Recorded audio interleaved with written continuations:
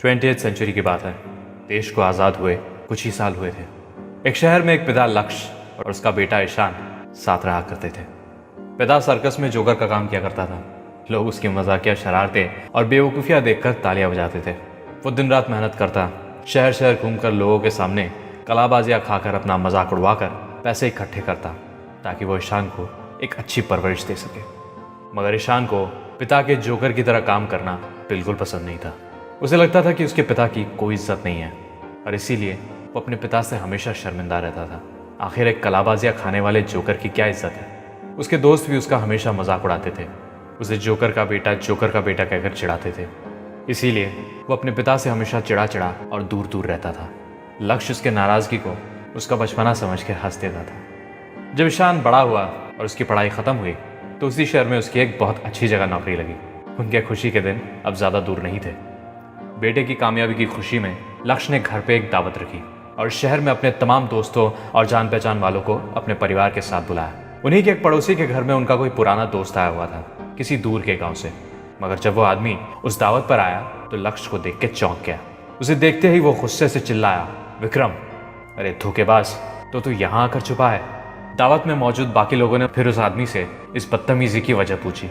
उस आदमी ने कहा, मेरा नाम नीरज है और इसका नाम लक्ष्य नहीं विक्रम है, मेरा पुराना दोस्त विक्रम, जो मेरे ही गांव से है मगर आज यहाँ इस शहर में छुपा हुआ है। ये बात देश के आज़ाद होने से पहले की बात है। हमारे गांव में अंग्रेज़ों का बहुत जुल्म हुआ करता था। अंग्रेज़ों से लड़ने के लिए हमने क्रांतिकारियों की एक सेना बनाई थी जो छुप छुप कर अंग्रेज़ों पर वार किया करते थे, उनके जुल्म का जवाब देते थे और गाँव वालों की मदद किया करते थे। और हमारे उस ग्रुप का लीडर था विक्रम। एक दिन अंग्रेज़ों को हमारे छुपे हुए अड्डे का पता चल गया और उन्होंने हमारे काफ़ी साथियों को पकड़ लिया जो उस अड्डे में मौजूद थे। मैं, विक्रम और हमारे 5 और साथी उस छापे से किसी तरह बच निकले मगर हमारे बाकी 18 साथी पकड़े गए और खबर मिली थी कि कुछ दिन बाद वो उन्हें उस गांव से एक दूसरे शहर ले जा रहे थे। अपने साथियों को छुड़ाने के लिए हमने एक प्लान बनाया और जिस दिन वो उन्हें शहर ले जाने वाले थे उसी दिन रास्ते में ही हमला करने का सोचा। हमारा प्लान पूरा पक्का था और उसका मुख्य सूत्रधार था हमारा लीडर विक्रम। विक्रम ने पूरी प्लानिंग पहले से ही कर ली थी, किस जगह पर उन अंग्रेज़ों को घेरना है, हथियार कहाँ से उठाना है, साथियों को छुड़ा कर किस और जाना है, हमला करने के लिए छुपने की सही जगह कौन सी है, वगैरह वगैरह। हमें भी अपने लीडर पर पूरा भरोसा था। आखिरकार हमले का दिन आया। सब तैयार थे। हमले की जगह सब घात लगाए बैठे थे। बस लीडर के आदेश का ही इंतज़ार था मगर लीडर आया ही नहीं। वक्त हो चला था और थोड़ी देर में अंग्रेज़ों की गाड़ी भी वहाँ से गुजरने लगी। अब और इंतज़ार करने का कोई मतलब नहीं था। हमारे साथियों को छुड़ाने का यही एक मौका था। इसीलिए हमने बिना कुछ सोचे, बिना लीडर के आदेश के ही हमला कर दिया। मगर लीडर और उसके फुल प्रूफ प्लान के बिना सब बर्बाद हो गया। एक मजबूत प्लान के ना होने की वजह से बड़ी ही आसानी से सबके सब पकड़े गए। बस मैं ही किसी तरह से बच निकलने में कामयाब हुआ और बाकी सबको अगले ही दिन शहर ले जाकर गोली मार दी गई। और इस सब का जिम्मेदार था हमारा लीडर विक्रम। मैंने उसके बाद उसे ढूंढने की बहुत कोशिश की मगर इस धोखेबाज का कहीं कोई पता नहीं चला। कुछ साल बाद देश तो आज़ाद हो गया मगर मेरे साथी कभी वापस नहीं आए। बोल विक्रम, अगर मैंने जो कहा उसमें से एक भी लफ्ज़ झूठ है तो बोल। विक्रम ने कुछ नहीं कहा, उसकी ज़बान से कुछ नहीं निकला। ये सब सुनकर उसके बेटे ईशान के पैरों तले ज़मीन निकल गई। अपने पिता से तो वो हमेशा शर्मिंदा था ही। आज उसका पिता सारी दुनिया के सामने एक कायर और धोखेबाज साबित हो चुका था। गुस्से से भरे ईशान की ज़बान से निकला, आज तक मुझे आपसे बस शर्म आती थी मगर ये सब सुनने के बाद अब आपसे नफरत होने लगी है मुझे। और ये कहकर वो बाहर चला गया। ये सब देखने के बाद दावत में आए सभी लोग भी चुपचाप चले गए। उन सबकी आंखों में विक्रम के लिए नफरत साफ दिख रही थी। आखिर एक धोखेबाज को कौन ही पसंद करता। सबके जाने के बाद विक्रम बहुत रोया। रात बीत गई, सुबह हो गई। ईशान अभी तक घर वापस नहीं आया। अब विक्रम को फिक्र होने लगी। वो उसकी तलाश में निकल पड़ा। उसी शहर में ईशान का एक दोस्त ऋषि रहता था जिसने विक्रम को बताया कि उसे पता है कि ईशान कहाँ है। मगर वो उसे बता नहीं सकता क्योंकि उसने ईशान से वादा किया है। बस उसने इतना बताया कि वो ठीक है। यह सुनकर विक्रम ने राहत की सांस ली। दरअसल ईशान वहां से निकलकर पास ही के एक दूसरे शहर में रहने लगा था। उसने वहीं एक दूसरी नौकरी भी ढूंढ ली थी। पिता से नाराजगी की वजह से उसने कभी घर ना जाने का फैसला कर लिया था।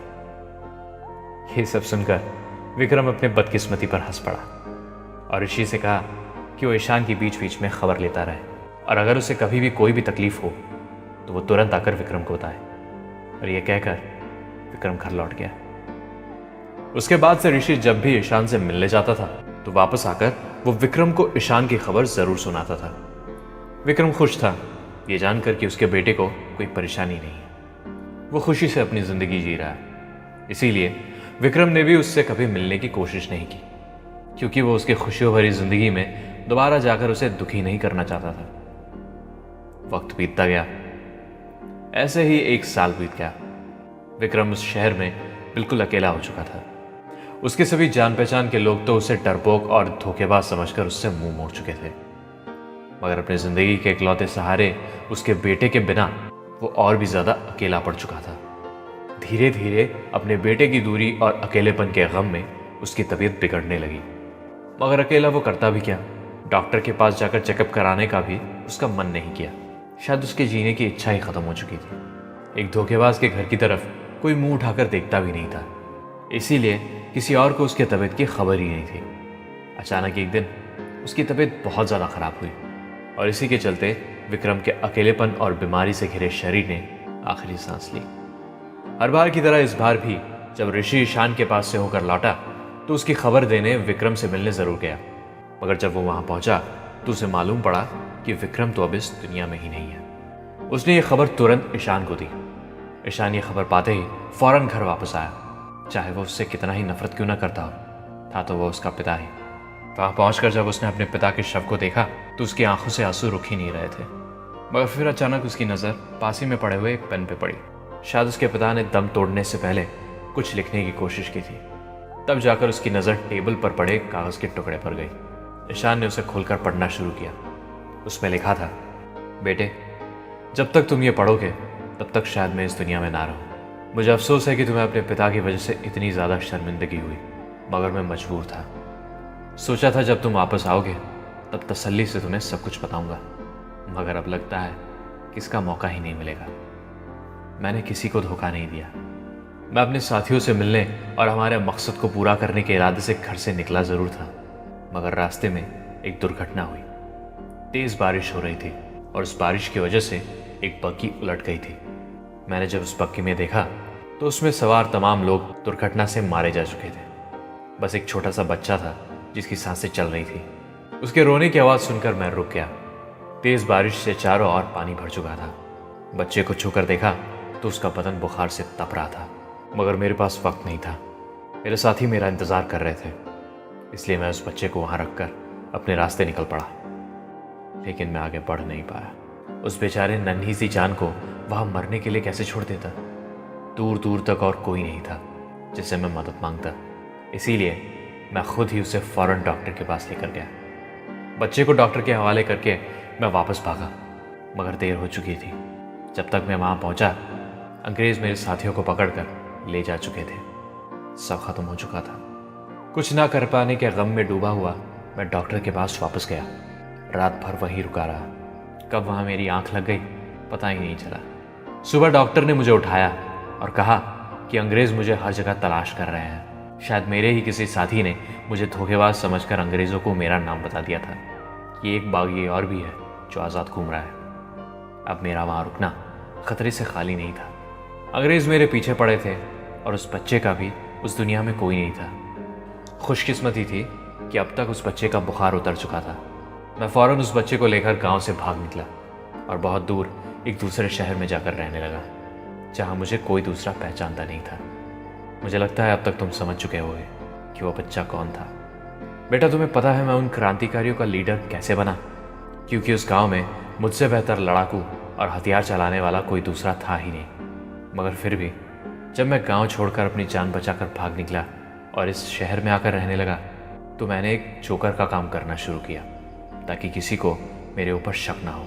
कलाबाजियाँ खाने में और करतब दिखाने में मैं पहले से ही अच्छा था, और जोकर का मुखौटा लगाने की वजह से पहचाने जाने का डर भी नहीं था। ये बातें मैंने आज तक तुम्हें इसीलिए नहीं बताई क्योंकि मैं नहीं चाहता था कि तुम खुद को अनाथ समझो, मगर आज मुझे तुम्हें यह बताना पड़ा क्योंकि मैं नहीं चाहता कि तुम अपनी बाकी की ज़िंदगी इस अफसोस के साथ गुजारो कि तुम्हारा बाप एक डरपोक, एक धोखेबाज था। मैं जानता हूँ मेरे इस सच को छुपाने की वजह से तुम्हारा दिल बहुत दुखा है, मगर ये सब जानने के बाद शायद तुम समझोगे कि मैंने जो कुछ भी किया वो सब तुम्हारे भले के लिए था। अपना ख्याल रखना बेटे, और हमेशा खुश रहना। ये सब पढ़कर ईशान के होश उड़ चुके थे। उसे समझ ही नहीं आ रहा था कि अब वो क्या करे।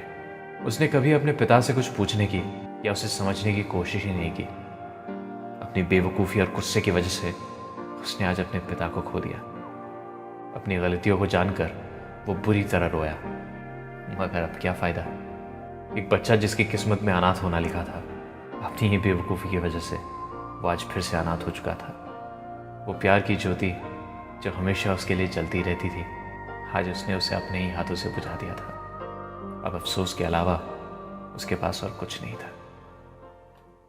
दोस्तों, पुरानी कहावत है, अगर आप गुस्से के एक पल में अपने आप को शांत रख पाएं तो आप 100 दिनों के पछतावे से बच जाएंगे। दोस्तों, गुस्सा करना आसान है, संभालना मुश्किल। गुस्से में अंधा आदमी चीज़ों को समझने की, उसकी तह तक पहुंचने की कोशिश ही नहीं करता। उसके सोचने समझने की शक्ति गुम हो जाती है। इतिहास गवाह है दोस्तों कि इसी गुस्से से लिए गए फैसलों के कारण न जाने कितने जंग हुए, कितने विनाश हुए, कितनी जाने गई।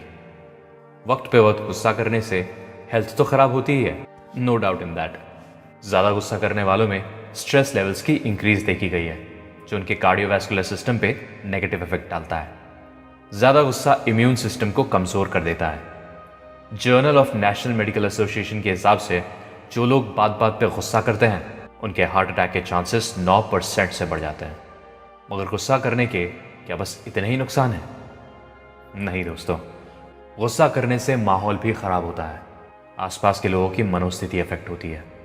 लोग आपसे दूरी बनाने लगते हैं, आपसे चीज़ें शेयर करने से डरने लगते हैं, चीज़ें छुपाने लगते हैं, रिश्तों में दरार आने लगती है, लोग आप पे विश्वास खो देते हैं। और क्यों नहीं, अगर एक आदमी को गुस्सा करने के सिवा शांति से बैठकर बात करना आता ही नहीं तो आखिर ऐसे इंसान से कोई बात क्यों करे। दोस्तों, बात बात पे गुस्सा करने वाले आदमी के ये कुछ लक्षण होते हैं। गुस्सा करने वाला आदमी किसी भी चीज़ में रिस्पॉन्सिबिलिटी लेता ही नहीं, अपनी गलती कभी मानता ही नहीं, हर बात पे, हर प्रॉब्लम पे, हर गलती पे दूसरों को ब्लेम करता है। और उसे इस कदर इसकी आदत लगी होती है कि वो ये सोच ही नहीं पाता कि किसी प्रॉब्लम का कोई सीधा सिंपल सोल्यूशन भी हो सकता है। उसे लगता है कि किसी भी प्रॉब्लम का बस एक ही सोल्यूशन है, गुस्सा। एक एग्जाम्पल देखते हैं। एक बार कुछ दोस्त साथ बैठकर टीवी देख रहे थे, तभी अचानक उनमें से एक दोस्त का फ़ोन बजता है।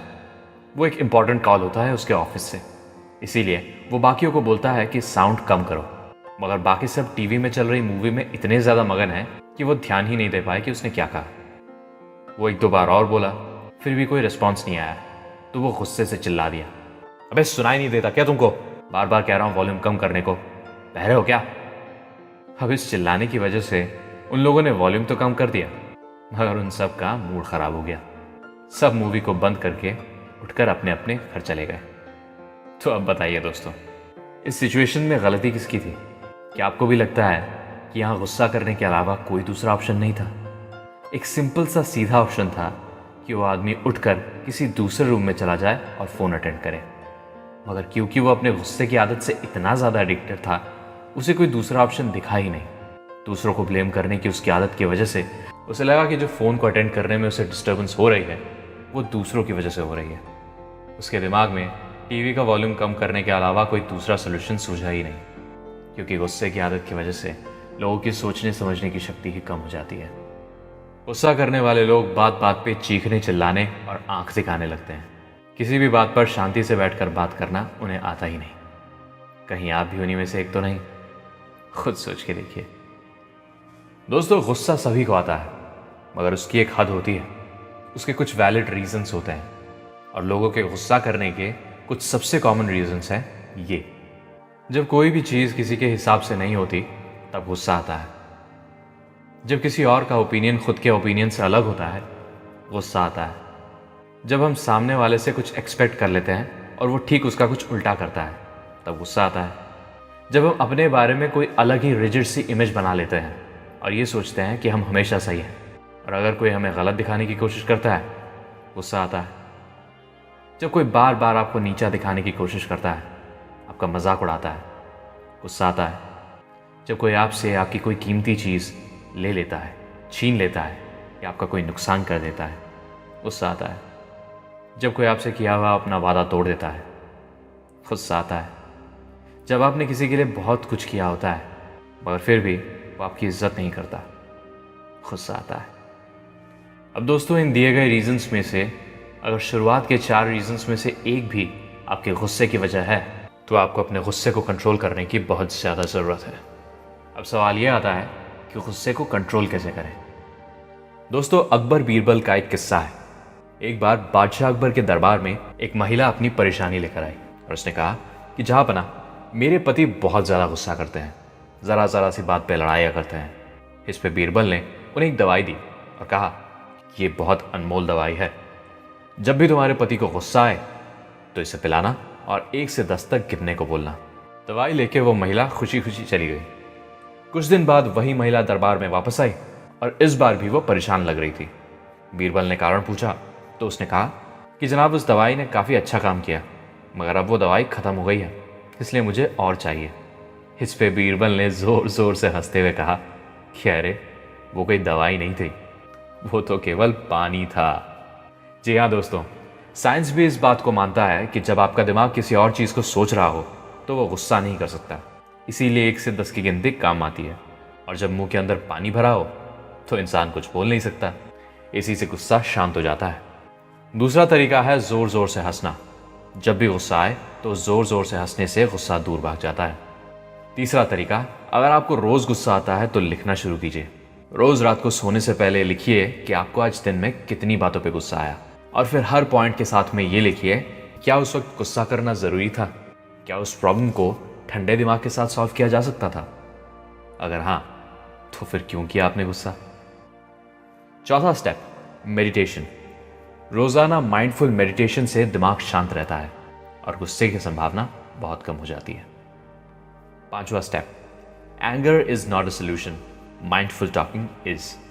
जब भी कोई बात बिगड़ जाए तो गुस्सा करने की जगह बैठकर ठंडे दिमाग से या बातचीत करके उसे सुलझाने की कोशिश करें। दोस्तों, जो इंसान हर वक्त ठंडे दिमाग से काम करता है और कभी कभी ही गुस्सा करता है, उसकी बात का, उसके गुस्से का ज़्यादा वजन होता है। अगर वो कभी गुस्सा करता भी है तो लोग उसकी बात को सीरियसली लेते हैं, उसकी बात समझते हैं कि हाँ, इस बार ज़रूर कुछ बहुत गलत हुआ है, इसीलिए बंदा आज गुस्सा हो गया। लेकिन जो आदमी हर वक्त गुस्सा करे, उसके गुस्से की क्या इज्जत।